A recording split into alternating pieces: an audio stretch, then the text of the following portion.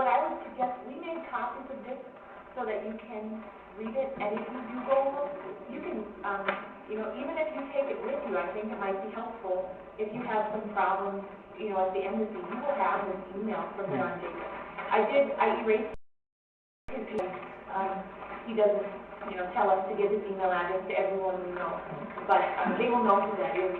I just want to talk about this a little bit more. Okay.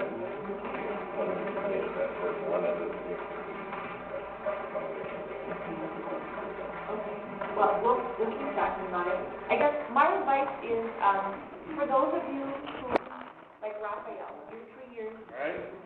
Second thing is, if you apply again for another visa, you've already proven that you have a good word, good character, because you've gone home when your visa expired. And you're applying after a certain amount of time. So you're proving that you have good character.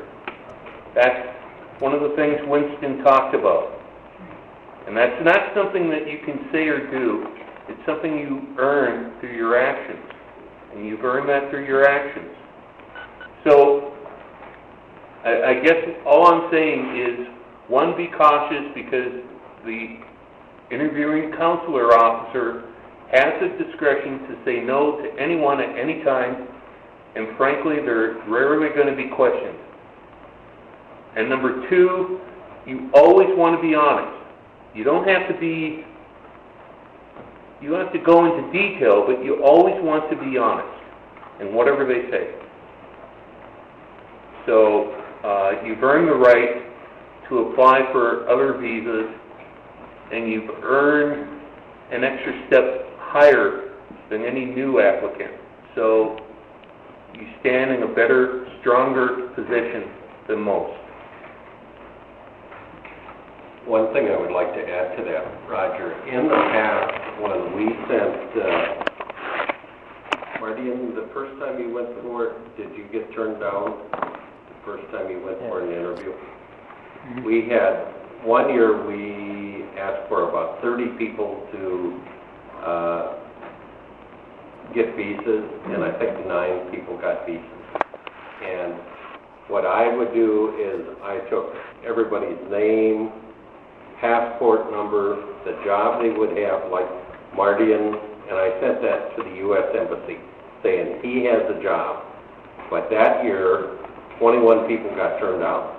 So we wrote to the embassy, to the consul general, and asked them why, and they said, well, under statute so-and-so and so-and-so, federal code, well, I don't have access to that, so I couldn't look it up, but that was the excuse they gave us. But it's what Roger said. It's easier for the embassy to say no than to say yes. So when you come to the embassy, you have to be prepared. If they say, we don't believe you're coming back to your country, you have to be prepared. I have a family here, I own this, I plan on coming back to see my wife or my parents, I want to be with them, I just want to go to the United States and work. So remember, don't ever say, I plan on moving to the United States. They'll say, no. I just wanted to apologize. We're kind of using Indonesia as a reference. I realize not all of you are from Indonesia, but we just have the most experience with that country. And so from Namibia and Taiwan and South Africa, we just don't have as many employees from there. So I think every once in a while we slip into saying, when you go home to Indonesia, but we do mean all of you. And I apologize. I haven't been very good about that, partly because most of the people writing this zone other than them. But we are talking to everybody.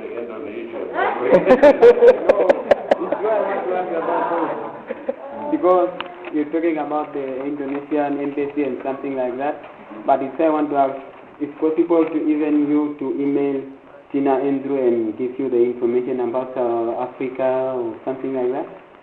Yeah. Or that law is the same like in Namibia also? Well, different than...